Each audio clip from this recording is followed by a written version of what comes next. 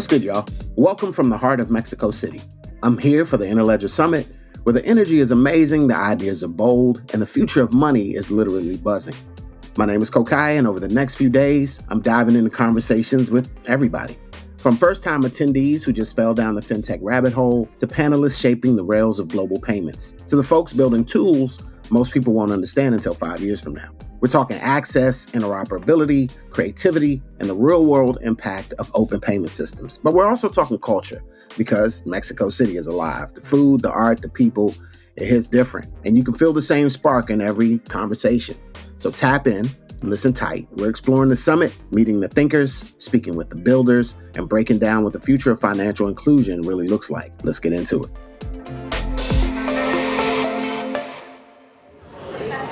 Actually, to be honest, I'm fairly new to Interledger, but I think one of the things that, and this is my first Interledger Summit, but one of the things that excited me about coming here is that they are very intentional in bringing together people who are true experts in different domains and figuring out how they can work together to give people the best chance at accessing digital markets. And what do you feel is the biggest barrier to entry for equitable finance? I think one of the barriers to entry with equitable finance is the same barrier to entry that we see in a lot of spaces when we talk about equity, which is, are we truly meeting the needs by talking to the people who are the experts in their own lives and who are actually being served by the system? So are we centering those needs, and are we building around that? And so are we designing for the greater good?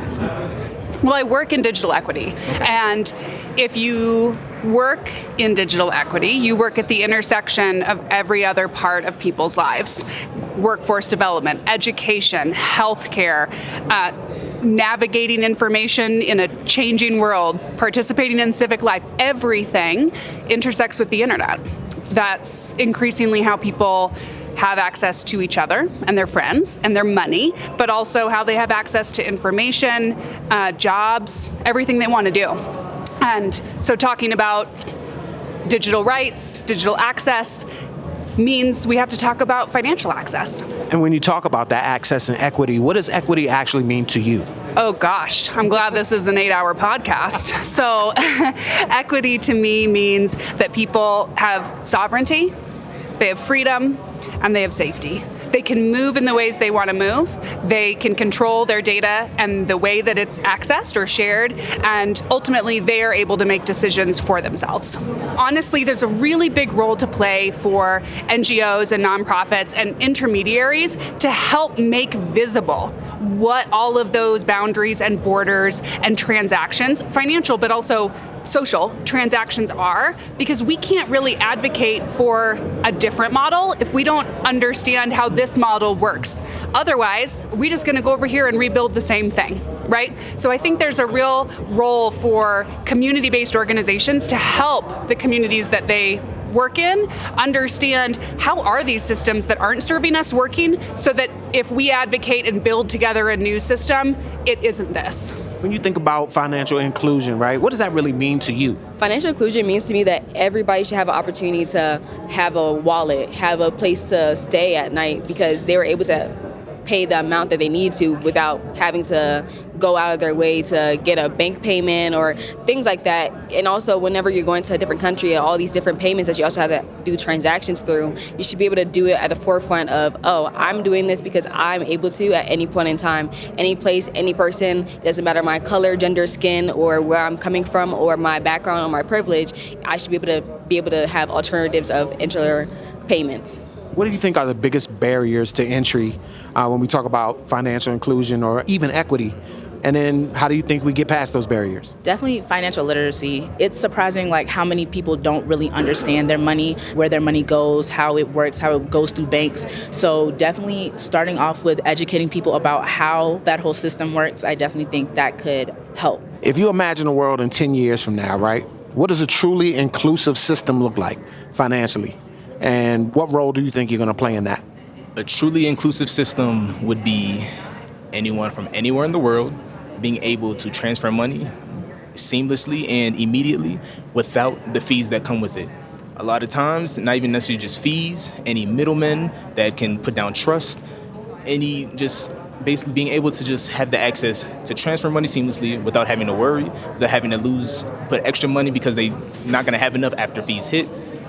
But that would be my look on it. And what I would like to do is bring attention to other areas like I did over the summer when it came to doing interviews and being able to ideate based on the problems of other people. So what I did over the summer, I would like to continue on that. Bring attention to it and then put ideas in the hands of the right people. If you imagine the world 10 years from now, right, what does a truly inclusive financial system look like, and what do you think your role in it is? Well, in 10 years from now, I imagine that the stage that we will be on, it will be no hard money, no physical money, and I will see almost 100% of digital transactions and digital wallets, digital money. But for that, we need to advance of this, as I mentioned before, regulation, and also advance on the communication and the awareness about this situation that is definitely coming. My role it will be as a finance director of an international company. It will be to transmit this new stage that we are getting into with the new generations, trying to collaborate with another corporations, and as a personally speaking, trying to take the most of this new stage that we are getting into for a personal finance, and trying to share this with friends and family. What is one big barrier standing in the way of global financial inclusion, and how do we get rid of that barrier? I would not want to call it as barrier, because I think from where we had started, at least my journey in NPCI, from where we had started, there have been changes. At least I can see it in my country, and I simultaneously do see it in many other countries, like Latin America, for example. You know, it's moving towards this need and requirement of having digital payments and things like that. So maybe some continents have moved ahead, like if you see the East, have a little ahead. Or, the West is catching up on this, but at some point of time, we will have these countries doing digital payments. And so it's not a barrier, it's just a process which you need to have faith in. You won't call it barrier again. I would say challenge would be, again, I always tell this people, technology is never a challenge. I don't think technology is ever a challenge. It's only an enabler. But with respect to payments, you have a lot of compliances, you have regulations, different countries, different norms. These are the things which you need to work around. And I think a lot of entities across the world, across the globe, are working. They know the challenge. We all are working towards this. Cost of transaction is expensive. That's a challenge. There are G20 who is working towards it. Many of these entities, you have BIS, you have the governments of different countries, they're all working towards it. So it's going to take some time. Settlement is a challenge. So once you have all these countries having real-time payments, you will have these things falling in place. But I see it as a long journey, because it's not one entity, one person's job. As I told you, it's a group of people, entities coming together and working the symphony. And once these are in place, I think things would work. And speaking of the future and going forward, imagine the world in 10 years having answered all of these challenges, right? What do you think that world would look like, and what would your place be in it? It's going to be an interesting place with payments, at least that subject I'm keen on. It's going to be an interesting space in payments. I sometimes say and tell, jokingly to my colleagues, no, it's only blink and pay. That's all. I just blink, I think and pay. Maybe that's what you can look at. Right. Think and pay. Right. Somebody's able to read what I'm thinking of, paying to somebody. It's ridiculous maybe at this point of time, but you never know. Right. It might be just your thought of, I want to pay my husband, so Pat's is all I have to think in my mind, and a payment goes through. Yeah. And where I stay, I want to be part of this change. So I have been a part of this change. By God's grace, it's given me an opportunity to be, and I want to continue to be a part of this change. What do you hope to gain from coming to this conference, and why did you come? I'm a BMW Foundation responsible leader, and I noticed that especially in LATAM, I'm surrounded by, and also actually United States, I'm surrounded by responsible leaders who are social entrepreneurs. And before, I would say these 2 years, living and being based in Mexico, I shied away from all conversations around finance. I felt like it wasn't my lane. I had done strictly nonprofit-based work, academia, and policy institute think tanks. And for the first time, I said, okay, if I'm going to broaden my horizons and also the people who I collaborate with, I need to immerse myself in their work and not just be a gadfly. So I came to this summit because I'm like, all right, it's in my backyard. And you invited me. So I felt like it was approachable. And I think that's another part that can be missing is invitations, thoughtful invitations from people who look like me, who are doing similar or adjacent work, and say, yeah, you know what, this is a community and an environment of learning where you're welcome. And when we talk about, or you think about equitable finance, what does that really mean to you? I mean, I think, put very simply, how do we ensure that the benefits of having a financial account and being able to access that account easily make your life better, especially if you are a marginalized person, especially if you are low income. So the people that need it the most, how do we get it to help them? In your mind, what is a huge barrier standing in the way of financial inclusion, and how do we get past that barrier? That's a tough one. I think that there are there's an old barrier and there's a new barrier, right? I think the old barrier is a lot of legacy systems and fundamental assumptions around what people's relationship with a bank or a real financial account should be, right? As an example, there are many countries where people think women don't need to have a bank account. They don't even need to interact with money, right? They shouldn't even have a phone. Their job is to be at home, taking care of the house, taking care of the kids, right? And so why would they need to have a bank account? That is a legacy, foundational, cultural assumption that is definitely a barrier if you're a woman in those cultures and want to have access.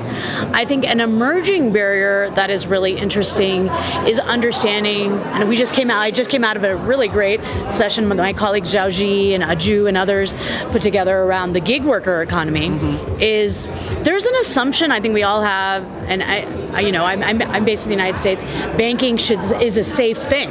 You put your money in bank, your money's safe, you're good. And that's not an assumption everybody has in the world. And I think they're afraid of increased scrutiny, they're afraid of potential taxation. We're seeing that a lot in India and a few other countries with the increase of instant payment systems. And so how do we really ensure that everyone feels, especially the people that need it the most, what you just asked me before this, why do we care about inclusive finance? So we care because we want the benefits to go to the people that need it the most. But if they're joining the formal financial system and they're finding it to be an experience like, I put my ATM PIN on, but I've actually gotten out $5 less than I put in, that's not a very positive experience.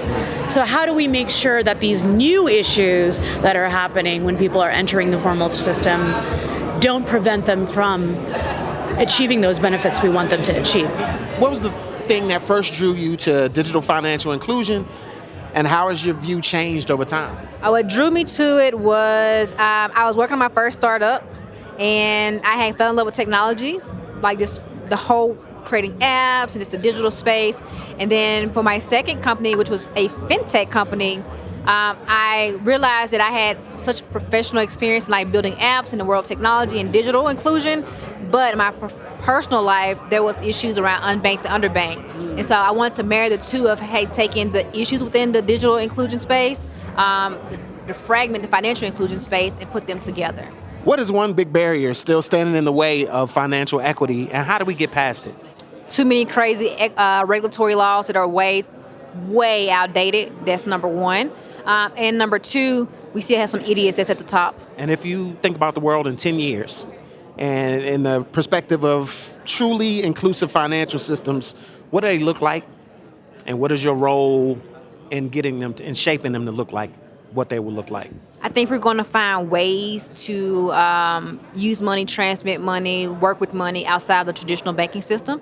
I think technology, whether we're talking artificial intelligence, we're talking something where Interledger is trying to build with like the protocol. I think we're going to find ways that we're going to make money work, cryptocurrency outside the traditional banking system because it's so regulated. And I think that's when we're going to see financial inclusion look differently. I think we're going to see digital inclusion look differently. I think the movement of money look differently. And for me, I plan on my role being someone who is on the other side, who is challenging the system and creating ways that we don't have to no longer bow down to the old way of doing money. What first drew you to thinking about digital financial inclusion, and how has your view, has it changed over time? I would say it has changed over time. I think initially I was because I feel like my first exposure to a lot of decentralized methods was kind of through cryptocurrency, and I've kind of heard a lot of mixed things about that, and I was like, oh, that seems kind of out there. All decentralized stuff must be out there. But then I think through the graduate program I'm in, I've been exposed to a lot more manifestations of decentralized structures, and that's kind of opened my mind a bit to it. And the research I'm doing is specifically how ILP can be applied to mass transit payments, and so I think now I'm pretty on board with it. When you think about equitable finance, what does that really mean to you? Equitable finance means that you are able to not only leverage opportunities of new technologies, but also mitigate and anticipate, I will say, and mitigate the risks that come with facilitating that ease. I think what we've learned from the past 10 years about when technology makes things really easy to us, I'm sure maybe people have heard that you're usually the product as well. And so we have to understand from what we know about technology innovation that the past 10 years, that easeability comes with a lot of responsibility to be able to make sure that there is equal access by everyone, but also that there's not one particular group that's disproportionately impacted by a particular risk that a new idea or a new technology or a new app introduces. And when we think about financial equity on a global scale, what do you feel are some of the challenges, and how do we remove some of those challenges? Yeah, that's a great question. Some of the challenges on a global scale are that a lot of the new products and platforms of the future, facilitating micropayments or, labor and payment, regular paycheck finance between workers and their employers are coming from the global north. And a lot of those companies are being funded with private capital from Silicon Valley, from venture capital, sovereign wealth banks that create incentive structures that lock those users in. And so you would, in a dream world, you would want to see more locally owned, still interoperable products coming in to different communities and countries around the world, and not locking people to particular, companies and platforms that tend to be from the global north again, and tend to operate with incentive structures that are, don't have them consider things like equitable finance all the time, or, the risks that come with that. So more locally owned, local, interoperable, open source opportunities would be great to see as equally funded. Thank you for listening to this episode of the Future Money Podcast. I want to take a moment to thank all the participants who took the time to chat with Kokayi on their thoughts about the future of financial inclusion. You can listen to other great episodes of Future Money on Apple Podcasts, Spotify, or the podcatcher of your choice. And if you're not following us already, don't forget to subscribe on the platform of your choice so that you never miss an episode. See you next time.